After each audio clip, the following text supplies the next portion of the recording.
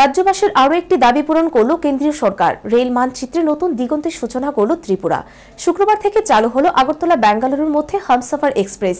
একই সাথে উদ্বোধন হলো উদয়পুর থেকে গর্জি পর্যন্ত যাত্রী রেল। দুটি রেলেই উদ্বোধন করেন কেন্দ্রীয় রেলমন্ত্রী রাজেন গুহাই।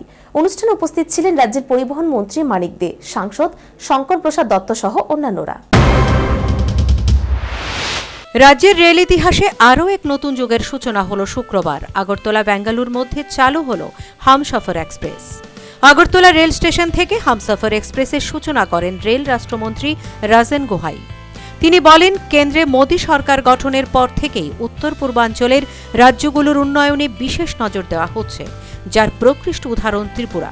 তিনি বলেন, ত্রিপুরা রাজ্য ব্রডগেজের সাথে যুক্ত হয়েছে বেশি দিন হয়নি, কিন্তু এরই মধ্যে রাজধানী ও হামসফর এক্সপ্রেসের মতো রেল পেয়েছে রাজ্য।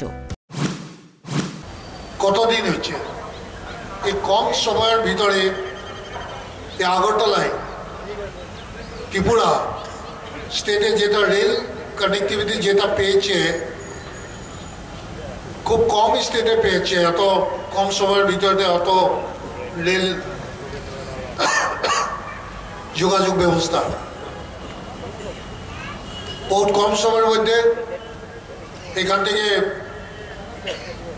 ক্যালকাটা কানেকশন হয়ে গেছে, এখান থেকে দিল্লি কানেকশন হয়ে গেছে, এখান থেকে সাউথ কানেকশন হয়ে গেছে। আমার বিধায়ক আরো মন্ত্রীগণ কিছু কথা বলছে।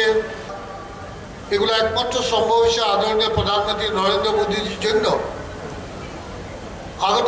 আগে আমি বহুত শুনছিলাম, বহুত সরকার আসছিল আরো বলছিল যে নর্থ ইস্টকে ইম্পর্টেন্স দিতে লাগে look is policy. Look is policy দেখে থাকে, কিন্তু কাজ কিছু হয় না। মোদীজি এসে বলছে না, লুক ইস্ট হবে না, অ্যাক্ট ইস্ট। একটা কাজ করো, ইস্টে কাজ করো। রেলমন্ত্রী বলেন, রাজ্য সরকার প্রায়শই বলে থাকেন তাদের আন্দোলনের ফলেই রেল এসছে রাজ্যে, কিন্তু হামসফর এক্সপ্রেসের জন্য রাজ্যে কোনো আন্দোলন করতে হয়নি।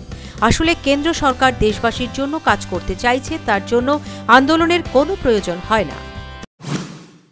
মানিকবাবু বলছে যে প্রতিটা কাজের জন্য ওনারা একটু আন্দোলন করার ফলে এগুলা হচ্ছে। আজকে তো হামসফর দেওয়ার জন্য কোনো আন্দোলন করতে লাগছে না। আর মানিকবাবু যে বলছে যে ফ্যাসিলিটি চাই, যে প্রভিশন চাইছে, সব কিছু আমাদের প্ল্যানিংয়ে আছে। আমরা চাই যে আমার দেশবাসীকে আমি যত চাই ততই দিতে চাই। দেশবাসীর মঙ্গল আর ভালো যেটা সুবিধা হয় এটাই করতে চাই। এখানে ডেমো ট্রেন আনার ব্যবস্থা করা হয়েছে, ফ্রিকোয়েন্সি বাড়ানোর জন্য অলরেডি রিকুয়েশন দেওয়া হয়েছে। রাজধানী ফ্রিকোয়েন্সি বাড়বে, ডেমো ট্রেন আসবে। ডেমো ট্রেন আসে এখানে যত local short distance short sector যেগুলো লাইন আছে, ওখানে আমাদের এই গাঁয়ের লোকের জন্য আগরতলা আওয়া যাওয়া, ধর্মনগর আওয়া যাওয়া সবগুলা সুবিধা হয়ে যাবে। শুধুমাত্র একটু ধৈর্য ধরুন। সেদিন উদয়পুর থেকে গর্জি পর্যন্ত একটি যাত্রী রেলও উদ্বোধন করেন মন্ত্রী রাজেন গুহাই। অনুষ্ঠান হয় উদয়পুর রেল স্টেশনে। উদয়পুর রেল স্টেশনে বক্তব্য রাখতে গিয়ে মন্ত্রী বলেন, আগামী মার্চ মাসের মধ্যেই গর্জি থেকে বিলোনিয়া পর্যন্ত রেল চালু হবে।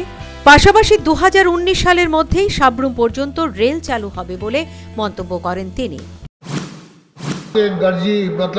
गर्जी तक चलेगा, गर्जी का बाद सबरूम से फिर वहाँ बांग्लादेश से कनेक्ट होगा।